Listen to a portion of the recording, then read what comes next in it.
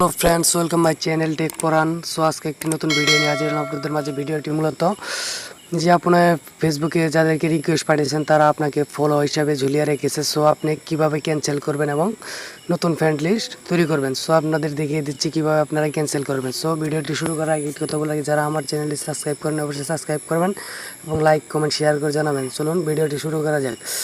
প্রথমে আপনার ফেসবুকে যাবেন। ফেসবুকে যাওয়ার পর আপনার প্রোফাইলে যাবেন। প্রোফাইলে ক্লিক করবেন, দেখুন ফ্রেন্ডস নামের অপশন রয়েছে, সেই ফ্রেন্ডসে ক্লিক করবেন। ক্লিক করার পর দেখতে পারবেন যে সে অল ফ্রেন্ড রিকোয়েস্ট সে অল সেখানে ক্লিক করবেন। ক্লিক করার পর থ্রি ডট অপশনে যাবেন।